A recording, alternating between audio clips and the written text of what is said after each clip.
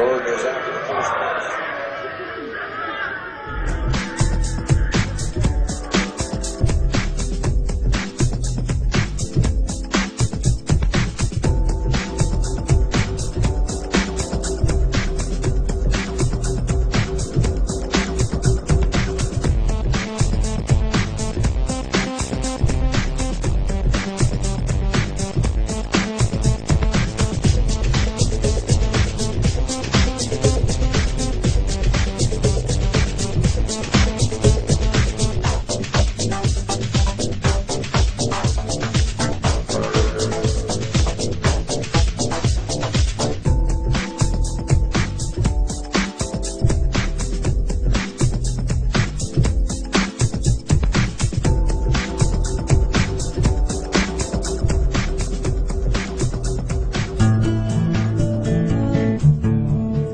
Maybe your first experience of putting money in the bank wasn't quite as heartwarming as this, but odds are, years later, you still refer to the balance showing on your bank account as being your money in the bank. But it isn't. If we have a deposit box at the bank, the valuables we put in it are still ours. We're just renting secure space to store them. In common usage, the word deposit means to set something down. But the use of the word deposit to refer to a bank account is misleading. A bank deposit is in reality a loan. What the amount in our bank account really indicates is how much money the bank owes us. It's a record of the bank's promise to pay us money, not the money we deposited itself. The difference is important. The truth is, when we hand the contents of our piggy bank to the bank teller, our money becomes the bank's money to do with as it pleases. All of the money in the bank is the bank's money. None of it is ours. That's why the bank pays us interest. We have loaned the bank our money. This may seem to be a semantic distinction. We know we can go to the bank at any time and take our money out in cash if we want to. But the distinction is not semantic, nor is it trivial. The distinction is crucial. What happens in banking affects everyone, and yet few of us know anything at all about how banking really works. The entire world economy now runs on a system of credit provided by banks, and when that credit system breaks down, everyone suffers.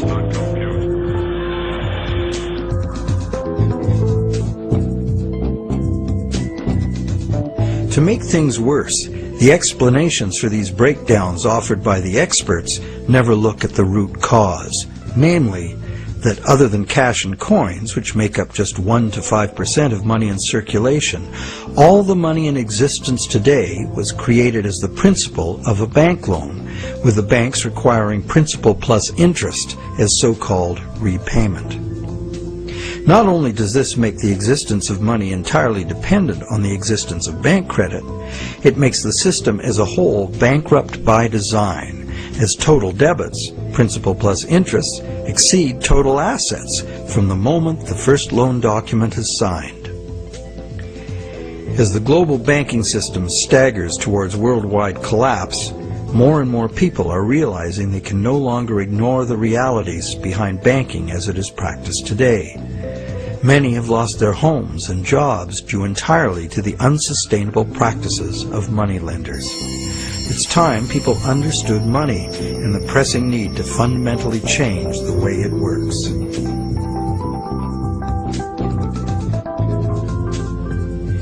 Clarifying what the words used in banking really mean is the first step.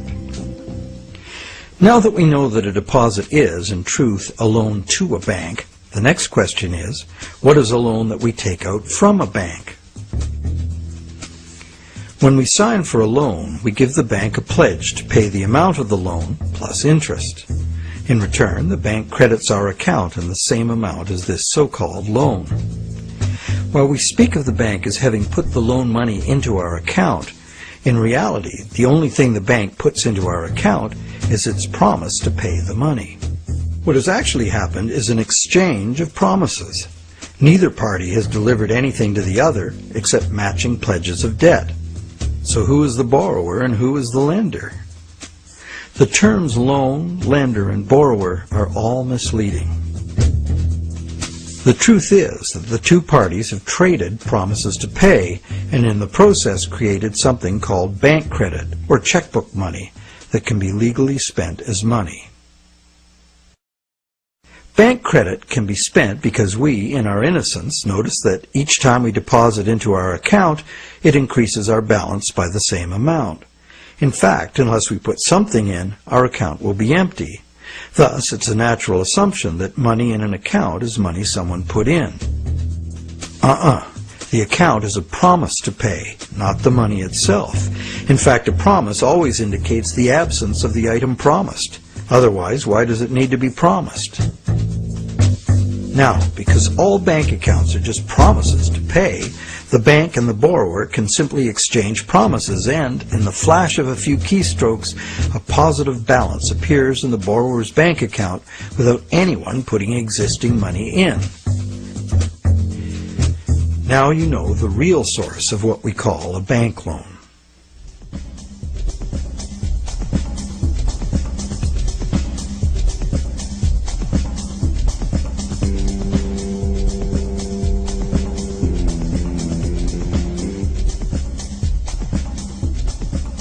How different would it be if two parties just got together in a basement with a printing press and created new money that way?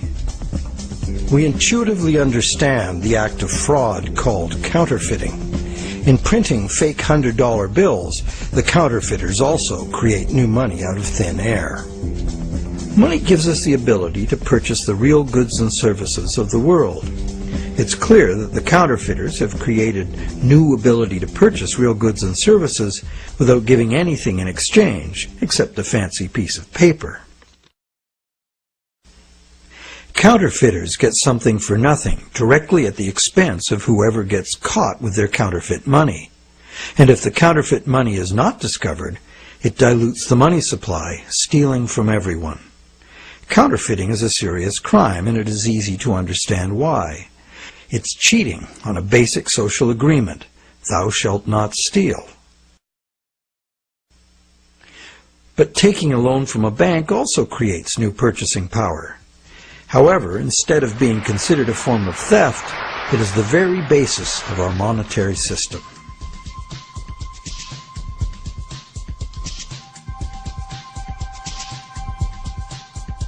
How did one form of creating money out of thin air become a crime and the other become standard business practice and the source of almost all our money? For this is what has happened. To understand how, we need to look at the history of the laws governing commerce. But before that, we need to understand the logic of the loan process itself.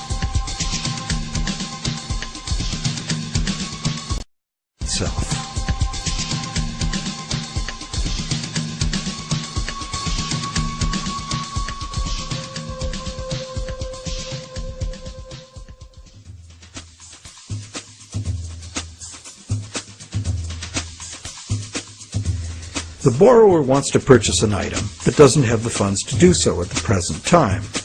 However, the borrower does have confidence in having sufficient funds over time to pay both the original price of the item and the interest on a loan. So he goes to a bank to arrange a loan. The borrower is capable of making a credible promise of money in the future, but otherwise at this moment he comes with empty pockets. That's why he needs the loan.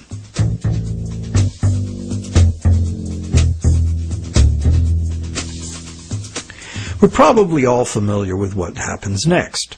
The bank gets the borrower to sign an agreement in which the borrower promises to pay the bank the amount of the loan plus interest, or, in default, surrender to the bank the object that is to be purchased with the loan.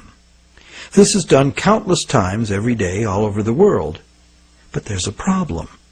How can the borrower pledge as collateral something that the borrower does not yet own? If I wanted to borrow $10,000 from you to go on a luxury cruise to Europe, would you accept my neighbor's car as collateral? Of course not, because you know very well that I have no legal right to give you my neighbor's car, no matter how much I owe you. But if instead I promise to buy my neighbor's car with the $10,000 you lend me, the situation is different. You might agree to lend me the $10,000, believing I will buy the car and will pledge it as collateral for the loan once I obtain legal title to it. However, until the transaction is completed, your $10,000 loan cannot be secured by title to the car. This sequence of events problem could be very simply avoided. You could buy the car and then sell it to me. The bank could do it this way too. If the borrower commits to the bank to buy the item, why doesn't the bank just buy it with its own money and then sell it to the borrower on time payments at interest? Well, the answer to that question is also very simple. It's because the bank, like the borrower, has come to the transaction with empty pockets. The bank fulfills its part of the so-called loan transaction by creating an account for the borrower. The truth is, the so-called borrower has funded his own account by fraudulently pledging a car he does not yet own as collateral. And the bank, the so-called lender, hasn't put up any existing money at all. And, if all goes well, it never will.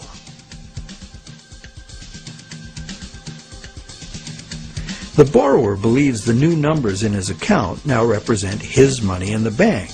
He, like the rest of us, doesn't understand the difference between existing money and a promise of money. If you can spend it, what does it matter? So now the question is, will the seller of the item accept the bank's promise to pay? While some people may hold out for cash, most will say yes to a check or an electronic funds transfer from the buyer's bank. Why? Because the seller knows from experience that she can deposit the check at her bank and it will increase her account accordingly. So what happens next?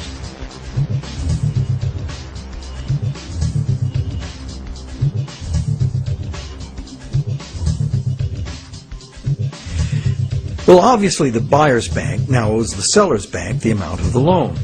So you might be thinking, isn't this where the money comes out of deposits? The bank's promise to pay the borrower has just been transformed by the transaction into a promise to pay the seller's bank instead. So now the buyer's bank has to transfer some of its existing money to the seller's bank, correct? Yes, but probably only a small proportion. And over the long term, as long as the bank gets its fair share of deposits, the net amount of existing money the bank needs to cover its loans can theoretically be zero. How? Well, imagine first that the seller has her account at the same bank as the buyer. She deposits the buyer's check into her account. All the bank has to do to complete the transaction is reduce the buyer's account by the same amount it increases the seller's account. As both accounts are just promises, no existing money is involved in doing this. What is the end result? The bank has created bank credit for the borrower to the sum of $10,000. The borrower has bought the car that existed in the world of real things, and the seller now has that bank credit of $10,000. Thus, a brand new claim upon $10,000 worth of real goods of value was accomplished with absolutely $0 of the bank's or anybody else's money. On top of that, the bank gets to have all this so-called money paid back by the borrower's honest toil, plus interest, or the bank gets the car. Magic like this is usually seen on stage. So now let's examine what happens if the seller deposits her check in a different bank. Won't that require a transfer of existing bank funds from the buyer's bank to the seller's bank? Perhaps, but it will almost certainly never be anywhere near the whole amount because, in effect, the banking system functions as one bank. To illustrate, let's add another transaction to this scenario. That same day, the seller's bank made a similar loan to a little old lady who bought a mega home theater system. The electronics store deposited her check at their bank. The electronics store's bank made a similar loan that was deposited at the original borrower's bank. And when all the various balances were settled, the banks didn't owe each other anything. And even if there were differences, they would have been just a small portion of the total credit created. So, at this point we can say that although banks don't actually lend out their depositors' money, as most of us imagine, they still need deposits to make loans. This is because banks need incoming credit from other banks to offset their own credit being deposited at those banks. As long as banks keep their outgoing credit balanced with incoming credit, they are free to make new loans and thereby keep creating brand new credit money. None of it will ever have to come out of the bank's pockets. The bank is free to invest its own funds in corporate and government bonds and whatever other instruments their charter allows. If one draws a diagram of it all, it looks like this. The interest governments and corporations pay the banks on their bonds is paid by us. We pay it as a portion of our taxes, and we pay it in the price of all the goods and services that we buy. And there is another thing passed on to us as well, and that's the risk that the bank will go broke and not be able to honor its promises to pay. Now you may wonder, how can a bank go broke if it doesn't put any money up in the first place? What have they got to lose? The answer to that question is that banks differ from counterfeiters in that the banks are legally allowed to create new money, but only by certain rules of accounting. Banks can only create money by entering a borrower's payments and collateral as an asset on the positive side of the ledger, balanced on the negative side by the loan, or what the banks call the deposit liability created by the bank. When the borrower defaults on the payments, the asset pledged as collateral is seized by the bank and sold. In a declining market, when repossession is most common, the new lower value of the asset doesn't cover the bank's liabilities, which were based on the previous higher value. This shows up as a loss on the bank's books. When foreclosures are rampant, as in a collapsing real estate market, much of the value of the bank's collateral simply evaporates as home prices drop, exposing the bank to huge losses. In truth, it's all just numbers, created out of thin air. But banks must adhere to the dictates of these numbers, and the consequences of bank arithmetic gone wrong can include economic standstill, social disintegration, total financial chaos, lawlessness, starvation, and war.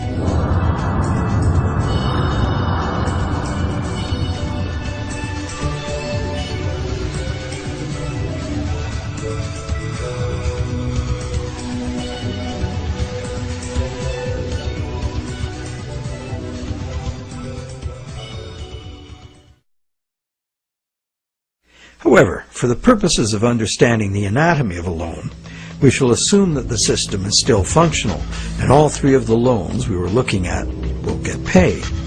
The end result is that not $1 of existing money has changed hands. The end result is that not $1 of existing money has changed hands, but $30,000 of new bank credit has been created and spent into the money supply, and each of the three banks gets to collect interest on $10,000 of it. Is creation of this brand new $30,000 really an act of fraud, like counterfeiting? The obvious difference is that the banking system is legal, regulated by government and disciplined by the courts to follow the rules of accounting. Another difference is that there is no obvious victim, like the person getting caught with a counterfeit bill. Banks argue that the buyer and the seller both got what they wanted and agreed to, so where is the fraud? And if there was a fraud, who lost out? Well, to determine that, let us list who got what out of the deal. The borrower got the item he desired on terms he willingly agreed to. He may curse his decision later as he struggles to make the interest payments, or he may live happily ever after, thankful he got the loan. The seller got an increase in bank credit, which she's been conditioned since childhood to think of as her money in the bank. She's confident that she'll be able to spend it in turn, and she will. So, as far as the seller is concerned, she's been paid in full. She's happy. So who, if anyone, suffered as a result of the deal? Is there another party to this transaction we've overlooked? Well, there's also the bank that gets to collect interest on a promise to pay money. That's the business they are in and usually do very well by. And anyone else? Well, where did the car come from? It came from the world of real things.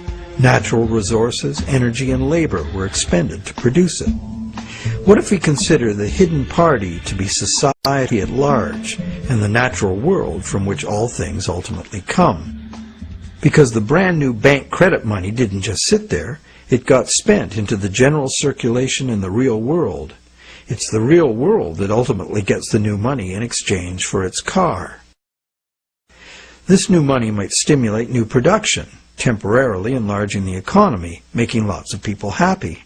In fact, it often does, as most bank credit comes into being as a home mortgage, stimulus for the residential construction industry, a big provider of good-paying jobs. However, after its initial productive use, this newly created money will basically just dilute the money supply, reducing money's purchasing power by a very small amount. So, in contrast to counterfeiting, where the loss occurs to a specific victim, here the loss is borne by us all, because the real substance of the loan, the car, was extracted from the economy at large by a slight loss in the value of everyone's money.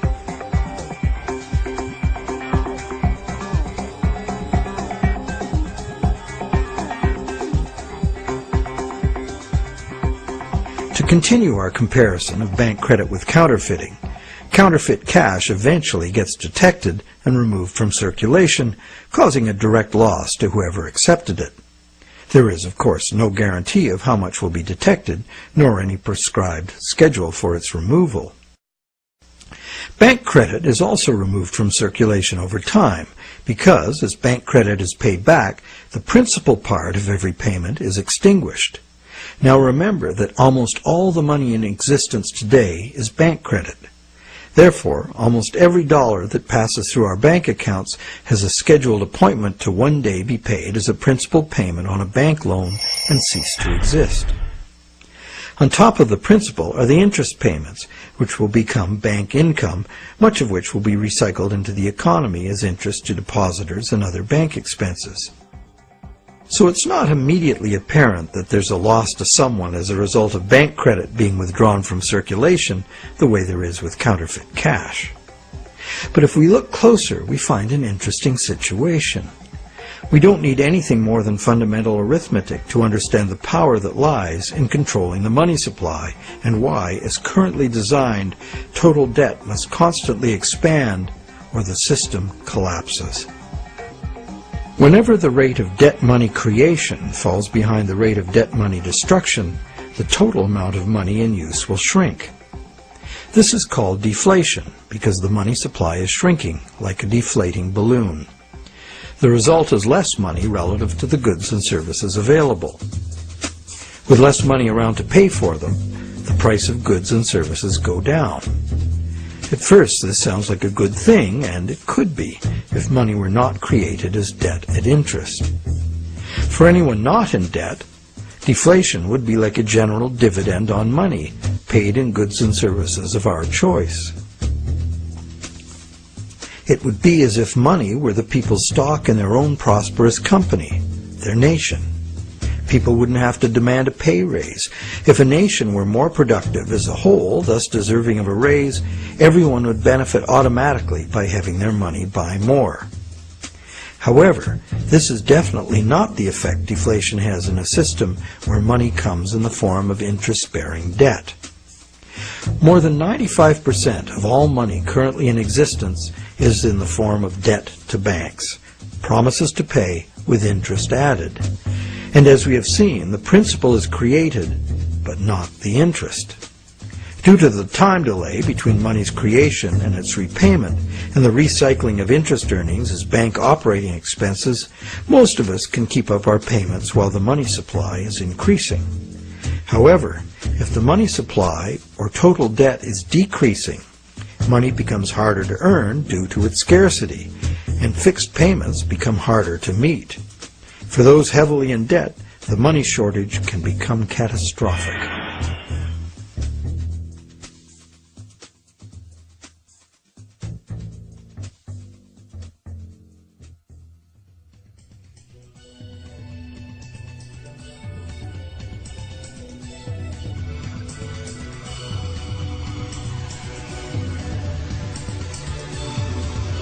Unfortunately, the psychological effects of falling wages and prices rapidly accelerate the process, as borrowers, including large businesses, lose confidence in being able to repay loans, so they don't sign up for any.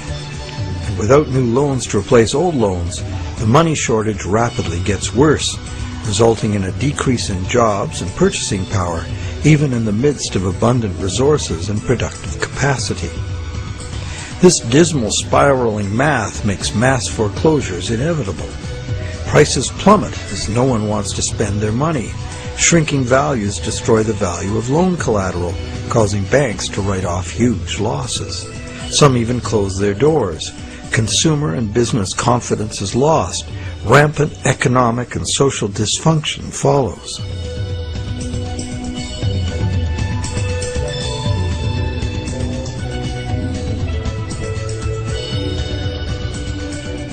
This disastrous spiral cannot be turned around unless the government creates new money itself or goes deeply in debt to private banks in order to create enough new money to reorganize and rejuvenate the economy.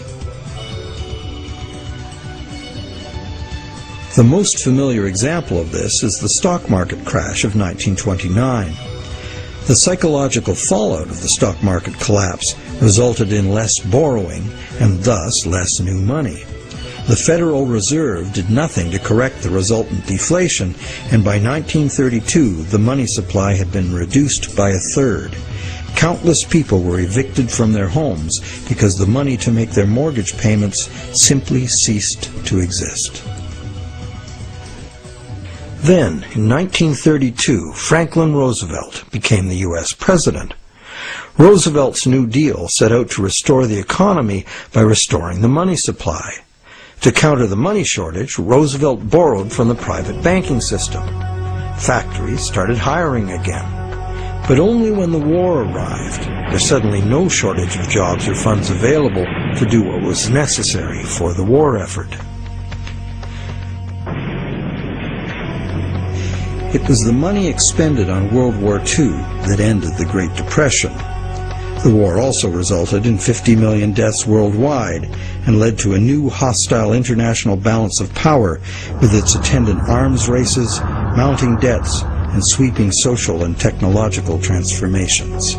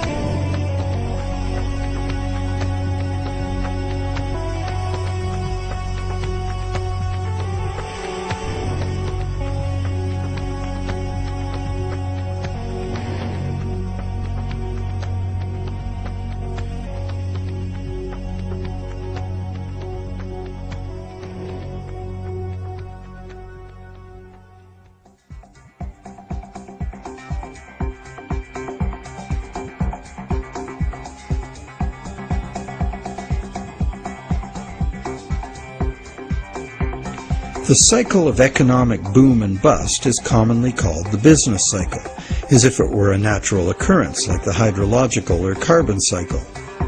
These natural cycles are ultimately driven by the sun. But what is it that drives the business cycle? One answer is the supply of money. And, as we have seen, the supply of money is dependent on loans. So let's look at what happens during the lifetime of an individual loan. We've seen how bank credit is nothing more than the bank's promise to pay, which the bank has created on its books to balance the borrower's promise to pay that it has received. The bank's promise to pay is usually spent on some real good or service and allowed to circulate, making the efficient exchange of goods and services easier to accomplish.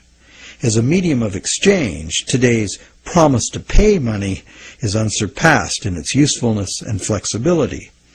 However, because no money is created to pay the interest, a seemingly impossible situation is created. On the face of it, if borrowers had to pay the interest they owe all at once, they would have to fight it out for a limited sum of existing money that was very much less than the total owed. The percentage that would be unable to pay off their loans would be simple to calculate. However, interest is usually paid over time, not all at once. If this interest income is recycled into the general economy as spending, it can be available to be earned repeatedly. Once we understand this, the question of whether interest is actually unpayable becomes more perplexing. Is there such a thing as a sustainable system of lending that does not produce mathematically inevitable defaults? In the Middle Ages, usury, meaning charging interest or any form of making gains solely from having money, was condemned as a sin. While the justification was moral, the reason was practical. In a fixed money supply like gold, anyone systematically rolling over all of their loan money at interest will soon end up with all the money. This problem was a big factor in the ruin of Rome. Private accumulations of gold forced the government to mint coins made of base metals instead of the real thing. Debased currency led to failing confidence and ultimate decline.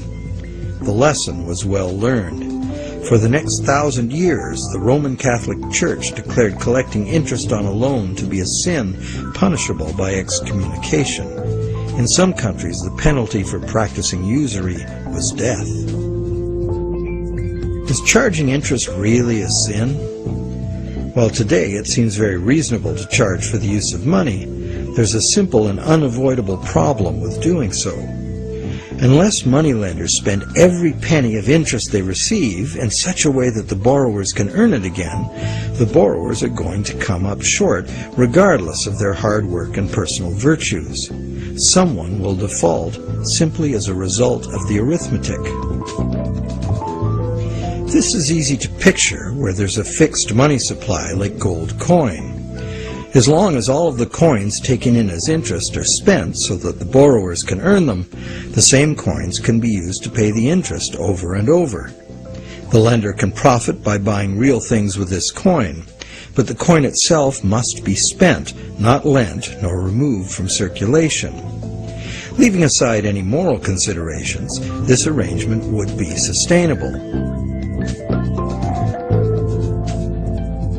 However, if the interest coins are re-lent at interest or removed from circulation by hoarding, there will be an inherent shortage of coins with which to pay off the aggregate debt.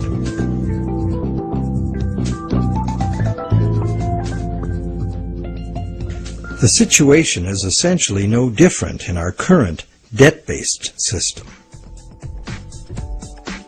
As we have seen, nowadays virtually every dollar comes into existence as debt, with a scheduled appointment to be extinguished as a principal payment on the loan that created it. Thus, for all borrowers to be able to make their payments of principal plus interest, two things must be true. The dollar created as the principal of the loan must be available to be earned by the borrower in order to make the principal payment that extinguishes that dollar. And every dollar the borrower pays to the bank as interest must also be available to be repeatedly earned by the borrower so that it can be paid as interest again and again.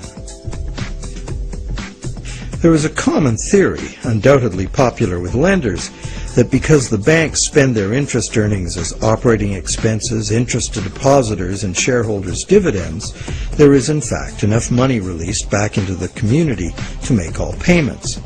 However, like the idea of absolute shortage, this is an oversimplification. Picture what happens if someone else, such as you or I or an institutional non-bank lender, obtains this dollar and then lends it out at interest. Well, now that same dollar is simultaneously owed to two lenders and has two simultaneous interest charges attached to it.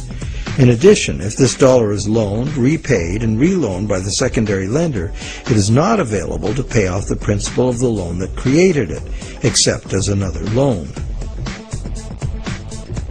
So, can we borrow from Peter to pay Paul and borrow from Paul to pay Peter?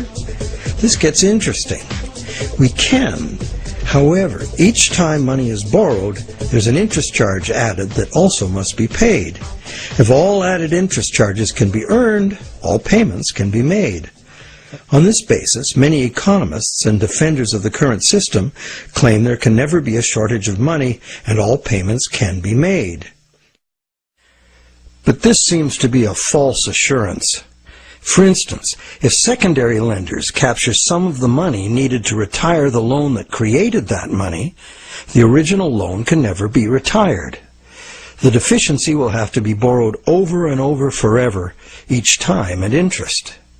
Each deficiency will be cumulative, adding to an ever-building total of debt that can never be paid off. And it stands to reason that for each added interest charge in the system as a whole, something extra is demanded of the system as a whole to pay for it. This affects everyone, producers, governments, and consumers. For producers, that something extra must be raised through higher prices or more sales. However, competition for more sales usually requires lowering prices, necessitating even more sales, and leads to overproduction and saturation of the market. The end result can mean job losses, plant closures, and bankruptcies. For governments, that something extra is raised by increasing taxes.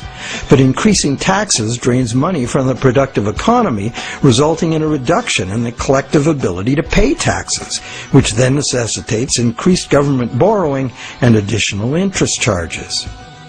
For consumers, something extra can mean getting an additional job, or borrowing to pay past debts, or paying off debt over longer periods of time. However, competition for jobs tends to lower wages, and paying over longer periods of time adds enormously to the amount of interest owed. And of course, borrowing to pay off past debts is like trying to fill a hole with more hole. And that is the situation we find ourselves in today. Producers can't sell more because consumers can't afford to buy. Governments are cutting taxes, not raising them, because consumers can't afford to buy. Governments are cutting taxes, not raising them, hoping to stimulate consumer demand. And consumers' real incomes are limited or even falling due to competition for a limited number of jobs. Therefore, any increase in the total amount of interest charges within the monetary system as a whole will result in a genuine shortage of money. This is because the real productive economy is limited by the availability of nature's resources. The productive economy exists to serve actual needs. It simply cannot keep pace with the demands of the artificial financial economy, which has an unlimited appetite for profit, and which operates with no regard for the natural limitations of the real world.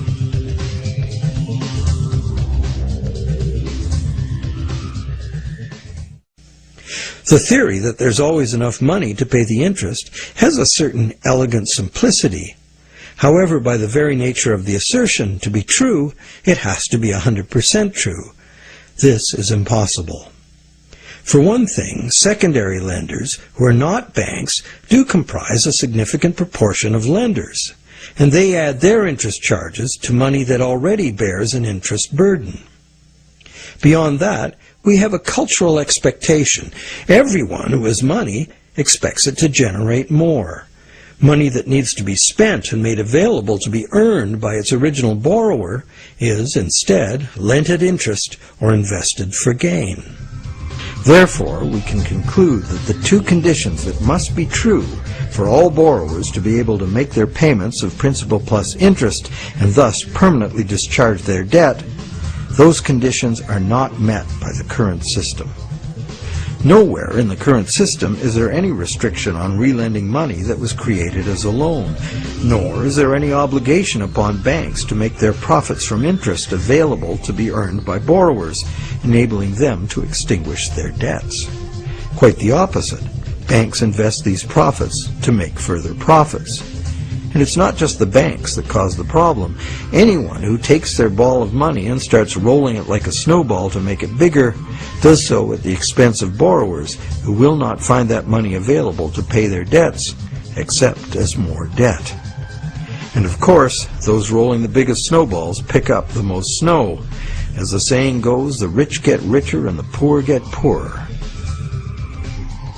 Money needed by borrowers in the lower realms of workaday productive economics moves upstairs to play in the casino world of abstract financial profit, and that's a world where transactions are little more than gambling on numbers in an effort to achieve higher numbers. They have little or nothing to do with providing the necessities of life.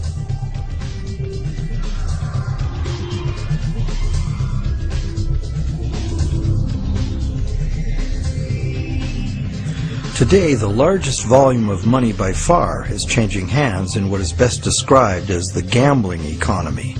The foreign exchange markets, the derivatives market, and the rest of the financial instruments being played by banks and investment funds for as much profit as possible. For example, the volume of trade on the world's foreign exchange markets in just 1 week exceeds the total volume of world trade in real goods and services during an entire year.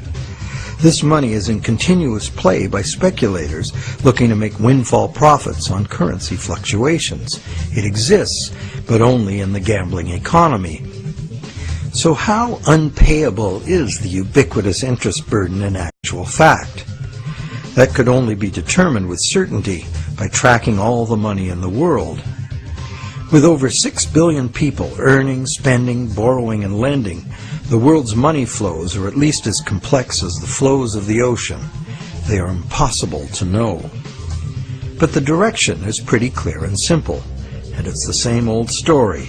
The rich are taking increasingly more money into the gambling economy, where ordinary borrowers have almost no chance to obtain it. And the only way the system can stay solvent is to create more money. And as money is created as debt, the only way to create more money is to create more debt in every way possible, including ridiculously easy credit for unqualified borrowers, massive government expenditures on security and war, and bailouts of insolvent banks.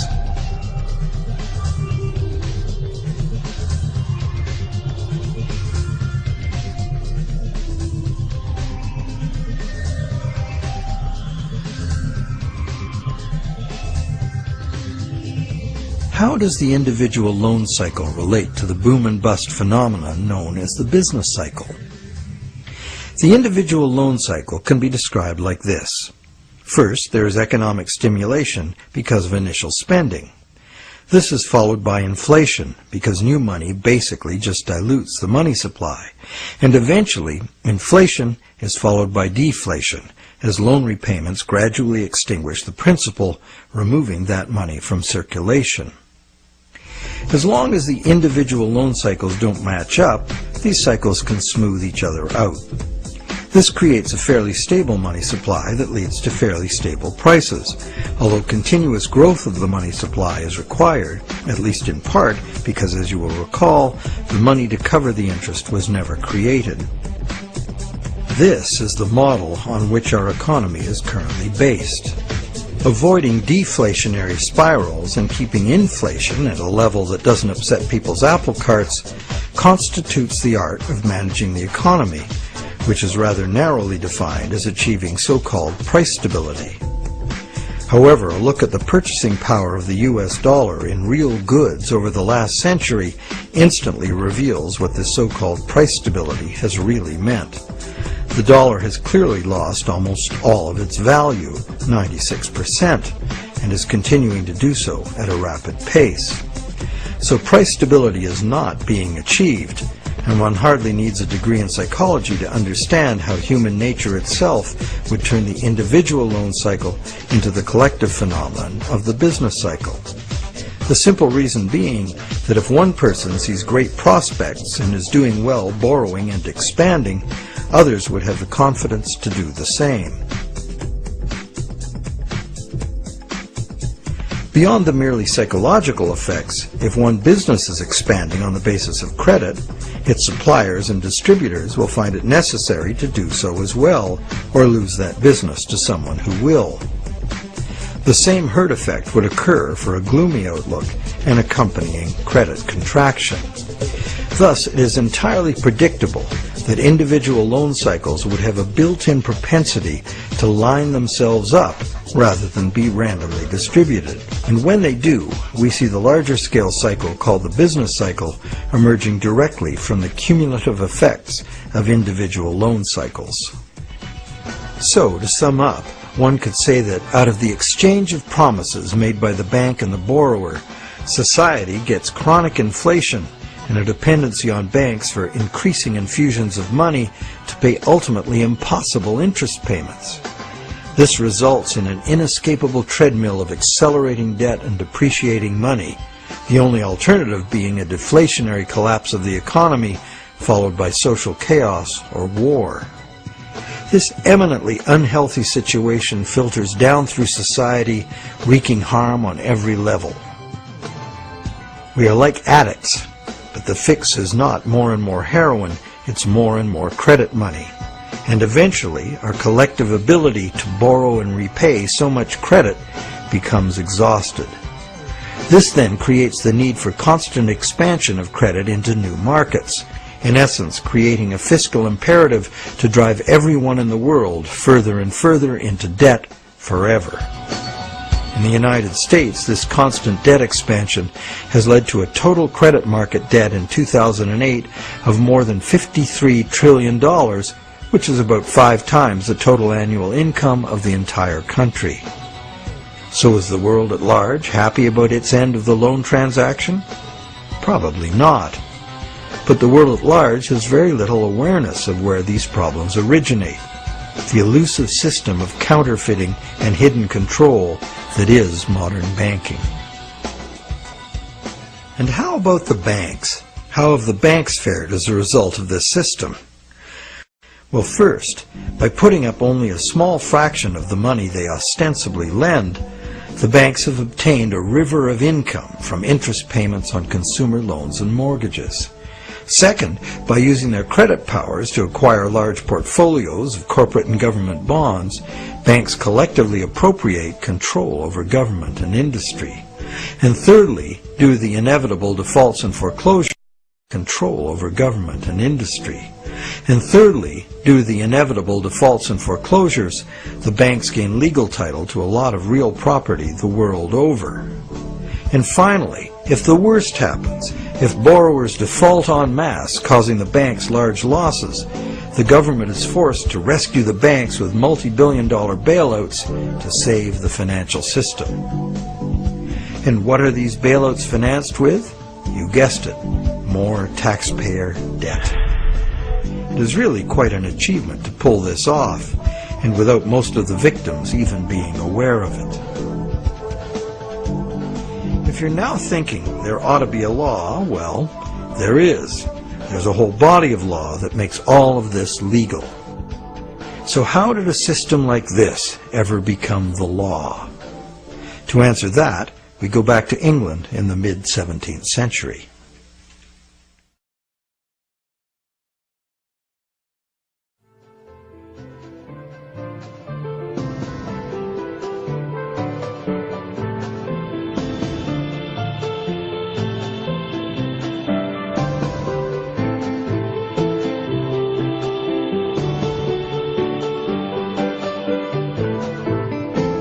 With the development of better ships and the new explorations they allowed, trade was expanding rapidly. In order to carry out commerce, especially over great distances and lengths of time, written contracts were becoming more and more important and more sophisticated. Under English common law, it had long been established that a contract could only be enforced if something of real substance had changed hands. A transfer of goods or rights in property was the real stuff of the exchange, and that was what the court would evaluate for fairness, not just the words on the document. A contract under which there had been no exchange of consideration, meaning real goods or rights in property, was deemed to be empty and was therefore not enforceable by the court. So, a contract in which a borrower, say, pledged a car he does not own in exchange for a bank's promise of payment would not even qualify as a contract. No common law court would enforce it. As well, in the event of a dispute over a contract, under common law, only someone who had actually provided consideration to the transaction, in other words, only someone who delivered the goods, had the right to sue in court for fulfillment of the contract by the other party. This right was not transferable to a third party.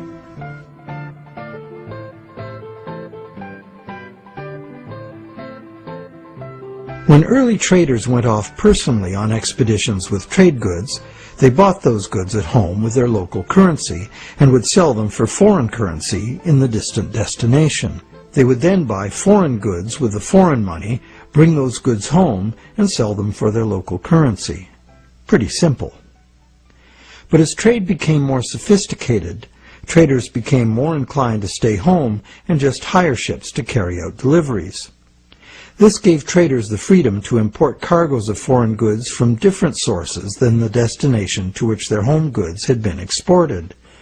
Thus, a problem was created. The exported goods had been paid for with foreign coin, the value of which needed to be spent somewhere else. Moving money as coins entailed a high risk of theft, as well as the near certainty of partial loss by currency conversion in a different land.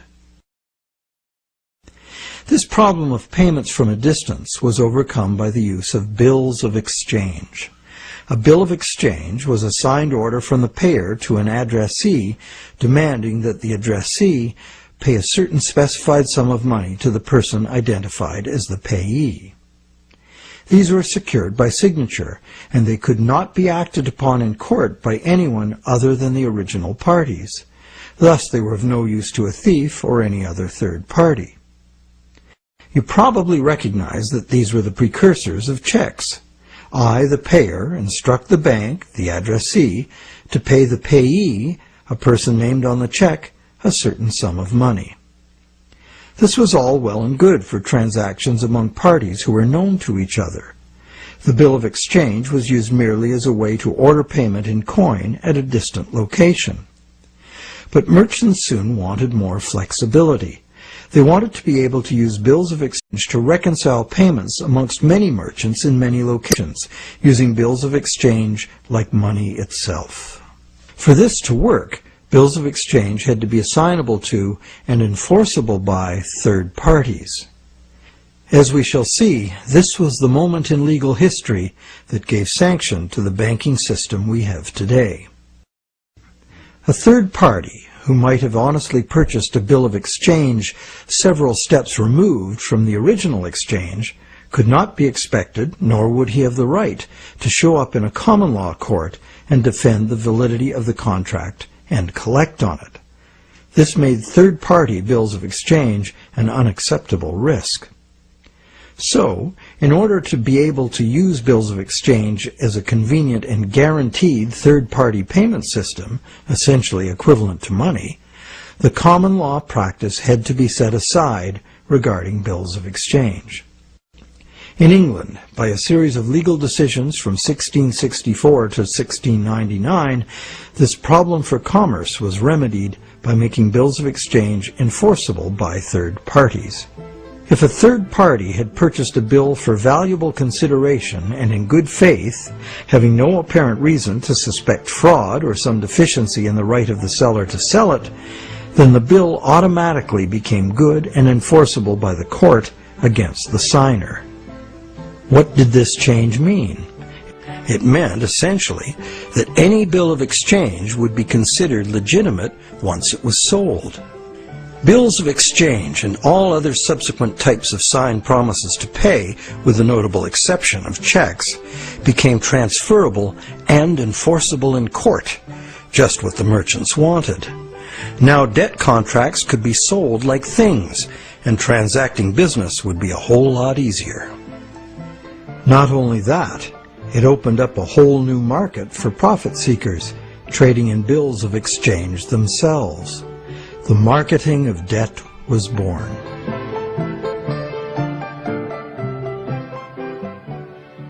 The change in the law had another effect as well. It made it possible to trick or even force a person into signing a legally binding promise to pay, and then, if that promise were purchased by a third party for real consideration and in good faith, it would be enforceable against the signer in court. Ultimately, this became one of the foundational principles of the Uniform Commercial Code, which governs the conduct of business in the United States, and by extension, in most of the world.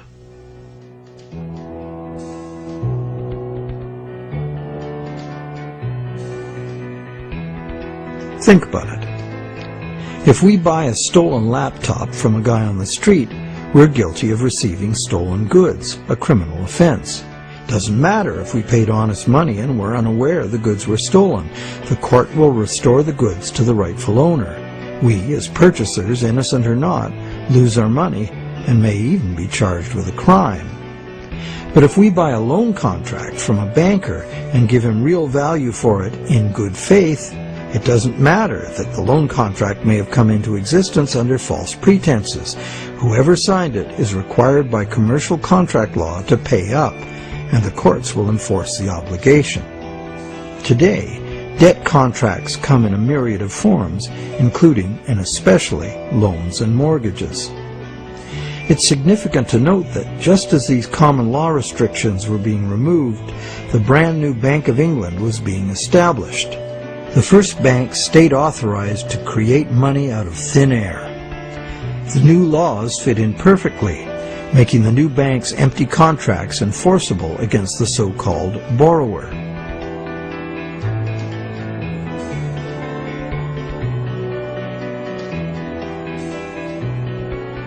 Those who have discovered the true nature of their own bank loans and have attempted to challenge the validity of their debt contracts in modern courts have discovered to their dismay that this commercial contract law is still the bedrock defense of money as debt. The bank will have sold the original loan agreement to a third party for value, and even though that third party is often just a sister company of the bank, all that matters to the judge is who possesses the document, what it says, and whose signature is on it. The bank's failure to inform the borrower about the true nature of the loan contract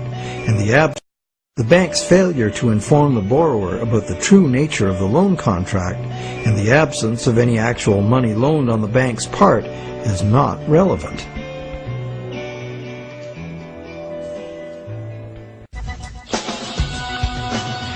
So, to conclude our investigation, it appears that modern banking practice rests on several distinct violations of common law, common sense, and natural justice.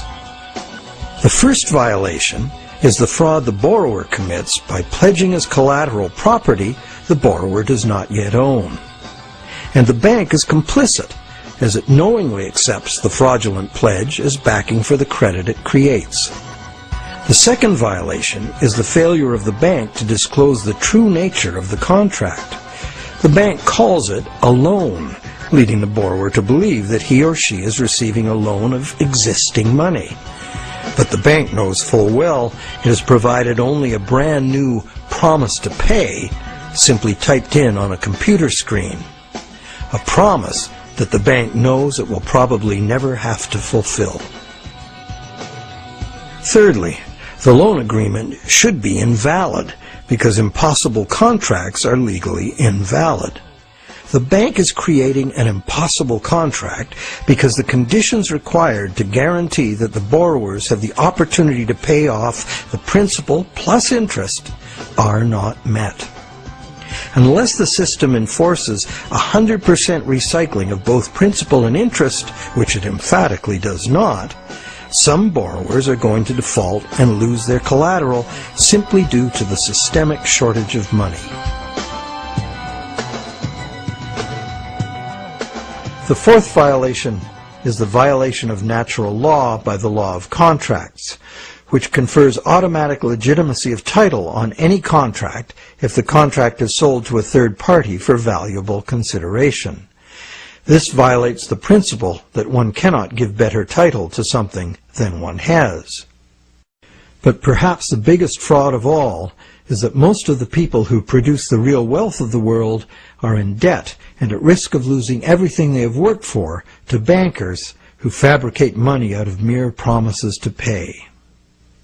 And where does this leave us? We are hostages in an economy that must grow faster and faster to keep up with an ever-growing money supply, or the entire system collapses in ruin. The money system as currently structured refuses to recognize that the real economy is limited by the capacity of the planet to provide the raw materials and waste disposal services the economy needs. The planet is finite, and therefore it should be obvious that the economy cannot grow at an accelerating pace forever. Our current money system runs like the bus in the movie Speed. It could not slow down or the bomb planted on the bus would go off. And our situation is even worse, because the rate of debt creation must forever accelerate or the entire economy crashes. The notion that infinite, perpetually accelerating growth is possible is the great fallacy of modern economics. It is a fatal delusion born of greed. An economic, social, and environmental crash of unprecedented proportion is surely inevitable, and this monetary system is utterly and hopelessly incapable of adapting to it. No wonder monetary reformers around the world insist that the entire monetary system needs to be rebuilt from the ground up.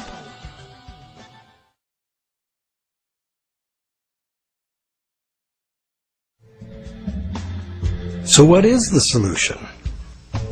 One idea many people suggest is to return to the days when money was backed by gold.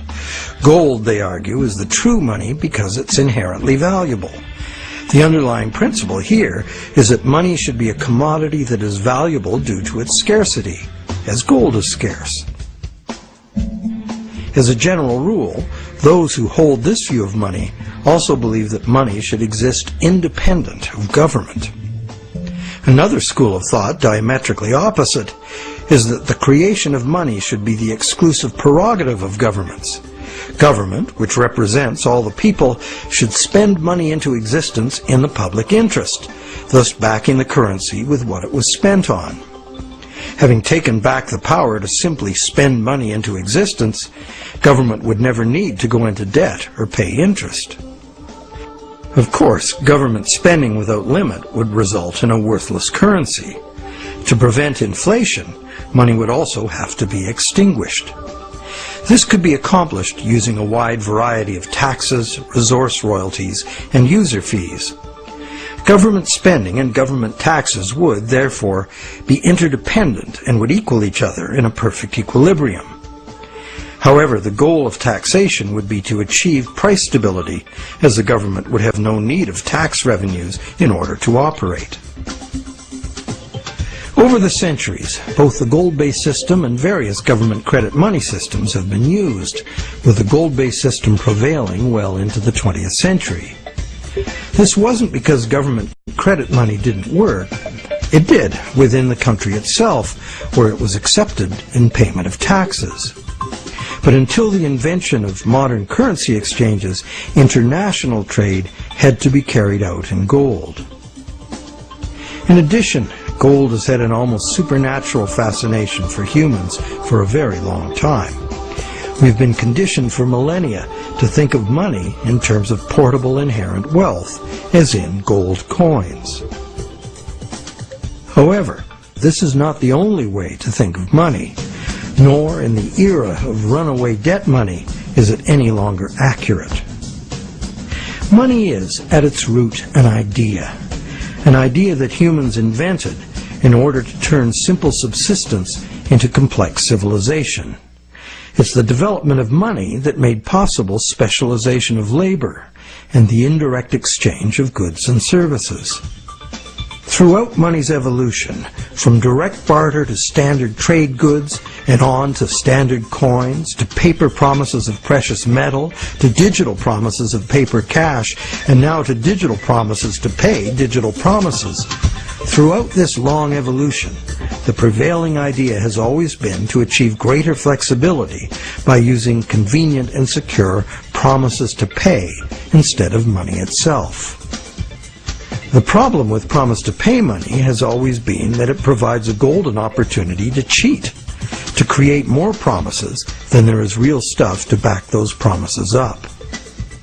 But is there a way to make the exchange of actual money just as convenient and secure as the promise to pay system? Now there is. Digital money, convenient and secure, is now a possibility because of new encryption technologies. It works like this. Imagine taking the serial number off a dollar bill and dispensing with the paper. What do you have? A digital dollar. A digital dollar that can now be electronically transferred around the world just as easily and securely as a promise to pay dollar. However, and this is the big however, the digital money, while being entirely electronic, is also like a metal coin. It can never be in two places at once. Thus, the multiplication of promises can be prevented by insisting on actual payment in cash, paper or digital. We don't even need to keep this digital cash in a bank, as it provides its own safekeeping and can be transferred by internet. And instantly transferable digital money could perform intelligent functions far beyond anything money has been capable of before. For instance, with simple math programmed in, money could be made to calculate its own value, eliminating human speculation, manipulation, and error. Wouldn't that be something? In the meantime, efforts are already underway to reform the monetary system through legislation. Initiatives like the Monetary Reform Act and the American Monetary Institute's Monetary Act have already been written, prescribing in detail how to return the power to create money exclusively to government, and thus limit banks to lending existing money, just the way most people imagine it works now. While differing in detail, all such reform proposals in whatever country they originate always advance the same simple idea. The benefits of money creation belong to the public. At present, money is created not for the benefit of society, but for the profit. At present, money is created not for the benefit of society, but for the profit of private banks. Banks like to create enormous amounts of money from our debt because the more we borrow into existence, the more interest the bank gets to collect, and the richer the bank becomes. In the process, the banks gain more control over everyone, individuals, industry, and government alike.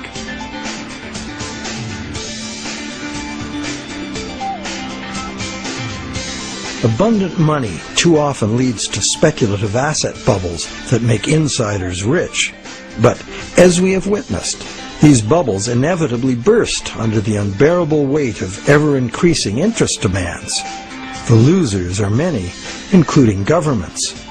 Already burdened with huge debt and shrinking revenues, governments are forced to add trillions to that debt in order to rescue the banks that are the cause of the problem. Otherwise, we would have no money system.